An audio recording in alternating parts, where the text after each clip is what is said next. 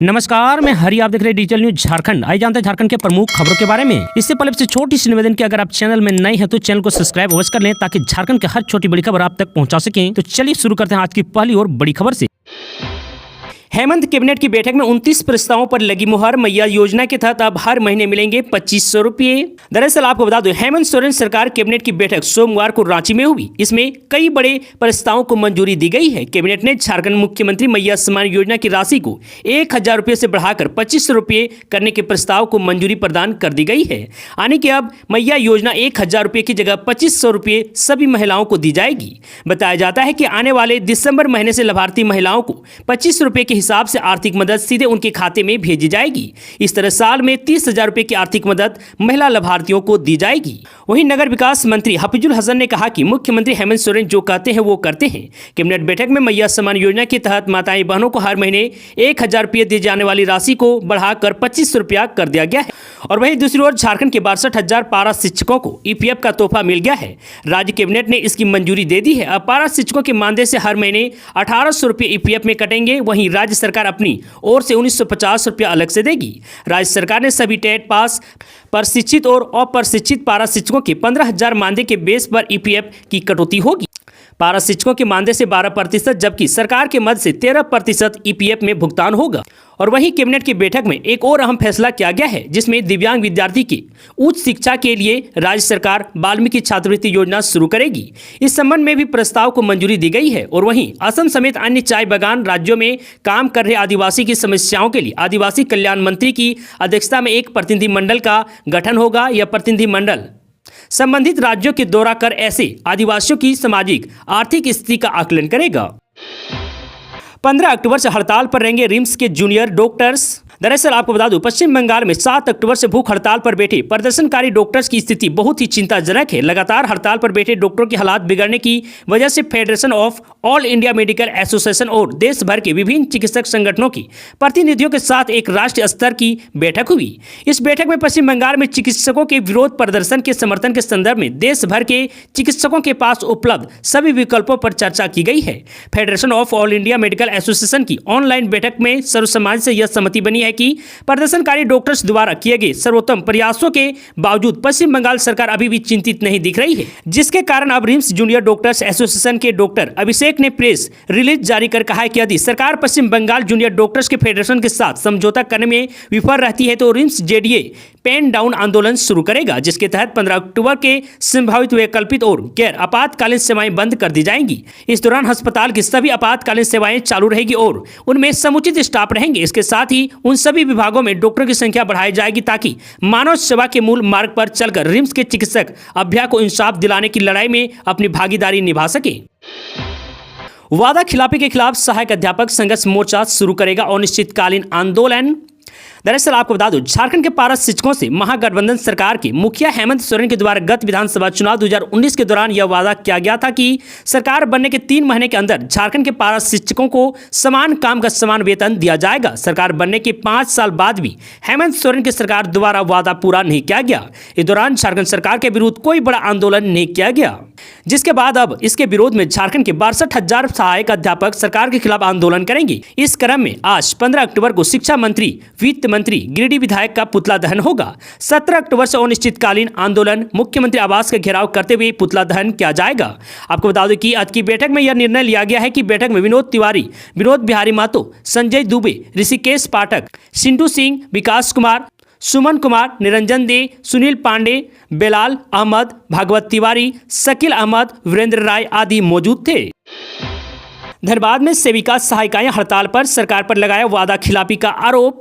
दरअसल आपको बता दूं, सेवा सत नियमावली में संशोधन की मांग को लेकर धनबाद जिले की सेविका सहायिकाएं हड़ताल पर चली गई हैं। सोमवार को जिले की हड़ताली सेविका सहायिकाओं ने धनबाद के रणधीर वर्मा चौक पर धरना दिया और जोरदार प्रदर्शन किया।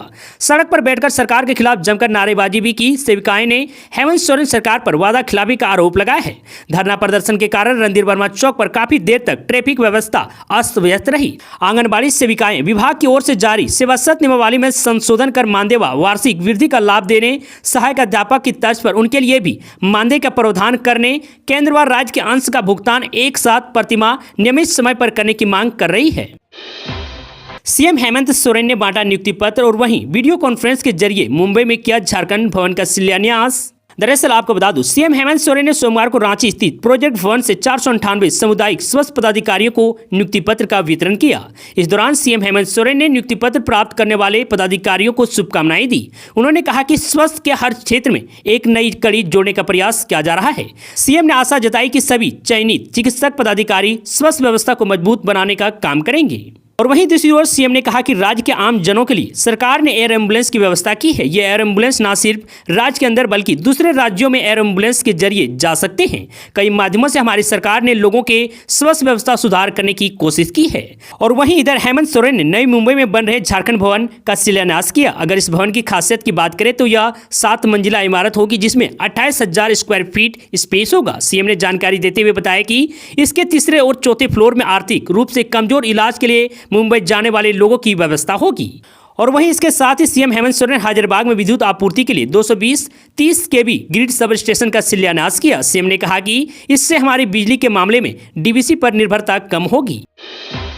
सीएम हेमंत सोरेन पहुंचे रिम्स, चतरा सांसद कालीचरण सिंह के स्वास्थ्य के लिए जानकारी।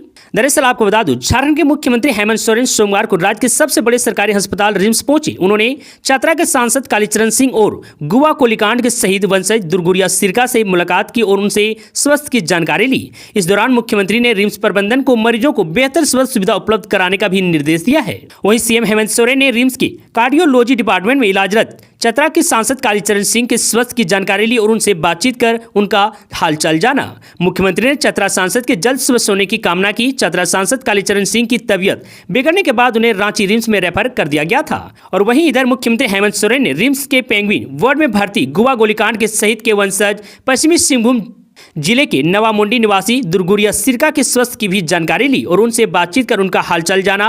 मुख्यमंत्री ने गुवा गोलीकांड के शहीद के वंशज दुर्गुरिया सिरका के जल्द स्वस्थ होने की कामना की है। मुख्यमंत्री अन्य मरीजों से भी मिलकर उनके हालचाल जाने और रिम्स प्रबंधन को बेहतर इलाज एवं जरूरी स्वास्थ्य सुविधा उपलब्ध कराने का निर्देश दिया है। बोरियों में भरकर तस्करी के लिए ले जाई जा रही थी 50 लाख की अवैध शराब, पुलिस ने की जब्त। दरअसल आपको बता दूं, गिरिडीह डुमरी मुख्य मार्ग स्थित धावाटांड़ के पास रविवार रात अवैध शराब लदा ट्रक दुर्घटनाग्रस्त हो गया, जिसमें मधुबन पुलिस ने अनुमानित 50 लाख की नकली शराब बरामद की है।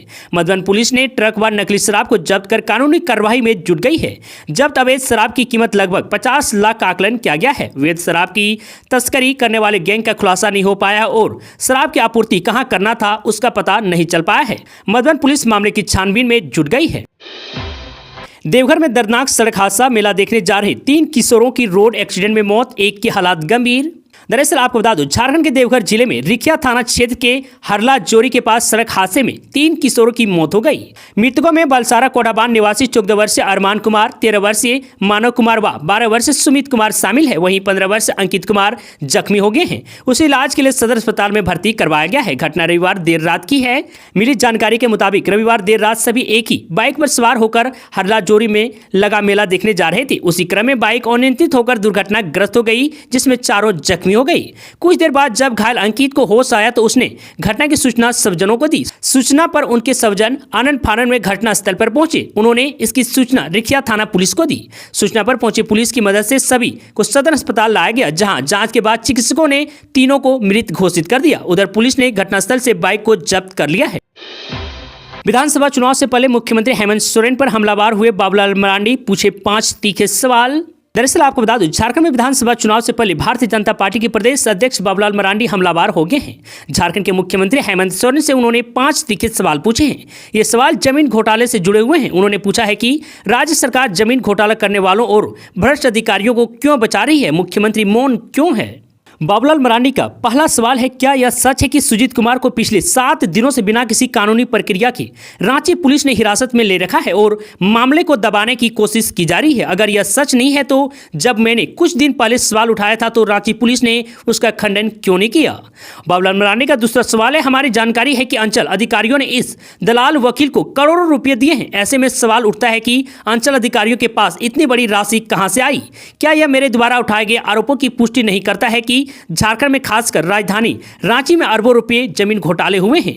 बाबूलाल मरांडी का तीसरा सवाल है, अगर अंचल अधिकारियों ने केस मैनेज करने के नाम पर करोड़ों रुपए एक दलाल को दिए तो आपकी सरकार में अब तक कोई अंचल अधिकारी गिरफ्तार क्यों नहीं हुए हैं। बाबूलाल मरांडी के चौथे सवाल हैं, क्या वजह है कि रांची पुलिस 7 दिन तक मामले को गोल गोल घुमाती रही है और अब तक केस को सीआईडी या एसीबी को सौंपने की तैयारी चल रही है ताकि मामले को आराम से लंबे समय तक लटकाया भटकाया जा सके। क्या यह सही नहीं है कि इस पूरे मामले को नया मोड़ देकर दोषी और बेईमान अफसरों को बचा लेने की साजिश रची जा रही है। बाबूलाल मरांडी का पांचवा सवाल है, आप मुख्यमंत्री हैं, गृह मंत्रालय आपके पास है, इतने बड़े घोटाले के मामले में आपकी खामोशी को किस रूप में देखा जाए, इसे क्या समझा जाए। सीएम हेमंत सोरेन खुद से गाड़ी चलाकर जेएमएम कोटे के मंत्रियों के साथ केंद्रीय समिति की बैठक में पहुंचे। दरअसल आपको बता दूं, झारखंड कैबिनेट के बाद मुख्यमंत्री हेमंत सोरेन प्रोजेक्ट मंत्रालय से निकलते समय एक बार फिर खुद से गाड़ी ड्राइव करते हुए दिखे हैं। आपको बता दूं कि खास बात यह दिखा कि मुख्यमंत्री हेमंत सोरेन गाड़ी ड्राइव कर रहे थे और उनके साथ झामो कोटे के सभी मंत्री गाड़ी में बैठे हुए थे। मुख्यमंत्री हेमंत सोरेन के बगल में मंत्री बेबी देवी बैठी थी। आपको बता दें कि प्रोजेक्ट मंत्रालय से अपने मंत्रियों के साथ मुख्यमंत्री हेमंत सोरेन सीधे झारखंड मुक्ति मोर्चा केंद्रीय समिति विस्तार की बैठक में शामिल होने के लिए पहुंचे हैं। वहीं आपको बता दें कि कैबिनेट की बैठक में मैया सम्मान योजना के तहत 18 वर्ष से लेकर 50 वर्ष तक की महिलाओं को मिलने वाली 1000 रुपए की राशि को बढ़ाकर 25 रुपए कर दी गई है। कैबिनेट के पास प्रस्ताव के अनुसार दिसंबर महीने से प्रत्येक महीने महिलाओं को अब 25 रुपए दिए जाएंगे। झारखंड के 25 साल पूरा होने पर बीजेपी संकल्प पत्र में करेगी 25 बड़ी घोषणाएं, शिक्षा, स्वास्थ्य व इंफ्रास्ट्रक्चर पर रहेगी फोकस। दरअसल आपको बता दूं, भारतीय जनता पार्टी ने अपने चुनाव घोषणा पत्र को 3 चरणों में जारी कर रही है। पहले चरण में 5 प्रण की घोषणा हो चुकी है। अब पार्टी 25 संकल्प जारी करेगी। इसमें राज्य में सरकार बनने पर शिक्षा, स्वास्थ्य समेत इंफ्रास्ट्रक्चर के क्षेत्र में किए जाने वाला काम की चर्चा रहेगी। आपको बता दूं, भाजपा का कहना है कि राज्य की स्थापना हुए 25 साल हो चुके हैं। इस प्रतीक को विकसित में जोड़ते हुए पार्टी 25 पॉइंट का संकल्प पत्र जारी करेगी। इसे 21 अक्टूबर से पहले जारी किया जाना है। इसके बाद भाजपा भगवान बिरसा मुंडा की 150 जन्म जयंती को यादगार बनाने के लिए 150 पॉइंट का एक अन्य रोड मैप जारी करेगा। भाजपा शासित राज्यों में गुड गवर्नेंस के मॉडल को झारखंड के चुनाव घोषणा पत्र में शामिल किया जाएगा। इसमें कानून व्यवस्था, खासकर महिला सुरक्षा पर विशेष जोर दिया जाएगा। भाजपा अपने पहले मुख्यमंत्री बाबूलाल मरांडी के कार्यकाल की उपलब्धियां भी बताएंगी। केंद्र सरकार की पहल से राज्य में नए मेडिकल कॉलेज और एजुकेशन सिस्टम को विकसित करने के लिए इंफ्रास्ट्रक्चर का जाल बिछाया जाएगा। भाजपा की सरकार में ग्रामीण सड़कों पर हुए काम को भी आगे बढ़ाने की बात संकल्प पत्र में बताई जाएगी। गोड्डा पुलिस को मिली कामयाबी, 24 घंटे में नाबालिग से रेप के 3 आरोपियों को किया गिरफ्तार। दरअसल आपको बता दूं, गोड्डा में नाबालिग से रेप मामले में पुलिस ने 3 आरोपियों को गिरफ्तार किया है। बता दें कि सामूहिक दुष्कर्म मामले में कल बेवारी जोर थाने में पीड़िता की मां ने अपनी नाबालिग बेटी के साथ सामूहिक बलात्कार की घटना के संबंध में लिखित सूचना दी थी। सूचना के उपरांत त्वरित कार्रवाई करते हुए प्राथमिकी दर्ज की गई और पुलिस अधीक्षक गोड्डा के निर्देशानुसार अनुमंडल पुलिस पदाधिकारी महागमा के नेतृत्व में एक टीम गठित की गई। गठित टीम ने फोरेंसिक साक्ष्य संकलन करते हुए सामूहिक बलात्कार में शामिल 3 अभियुक्तों को छापेमारी कर 24 घंटे के अंदर गिरफ्तार कर लिया है। गिरफ्तार अभियुक्तों का नाम राकेश टुडू, उम्र करीब 20 वर्ष, पिता साहेब टुडू हैं। और वही दूसरा अभियुक्त है उमेश टुडू, उम्र करीब 20 वर्ष, पिता स्वर्गीय तालाकोड़ा टुडू। अगला अभियुक्त है जोहार बेसरा, उम्र करीब 30 वर्ष, पिता ल्यूस बेसरा है। हेमंता बिस्वा शर्मा का बयान, चुनाव की घोषणा होते ही 24 से 48 घंटे में आ जाएगी बीजेपी उम्मीदवारों की सूची। दरअसल आपको बता दूं, असम के मुख्यमंत्री सह झारखंड बीजेपी के चुनाव सह प्रभारी हेमंता बिस्वा शर्मा का बड़ा बयान सामने आया है। उन्होंने कहा है कि जब तक चुनाव की घोषणा नहीं होगी तब तक उम्मीदवारों के नाम की घोषणा नहीं होगी। चुनाव की घोषणा के 24 से 48 घंटे के अंदर बीजेपी की सूची आ जाएगी। बता दें कि दुर्गा पूजा खत्म हो गई है, अब सबकी निगाहें चुनाव आयोग पर टिकी हुई है। चुनाव आयोग जल्द ही झारखंड और महाराष्ट्र में चुनाव की घोषणा कर सकता है। चुनाव आयोग ने महाराष्ट्र के साथ ही झारखंड में चुनाव कराने के संकेत दिए हैं। आयोग ने राज्य निर्वाचन पदाधिकारी के कार्यकाल से प्रेस कॉन्फ्रेंस के लिए झारखंड से संबंधित आंकड़े प्राप्त कर लिए हैं। रविवार को भी छुट्टी के बावजूद चुनाव आयोग के निर्देश पर राज्य निर्वाचन पदाधिकारी के कार्यालय द्वारा आंकड़े दिए गए हैं।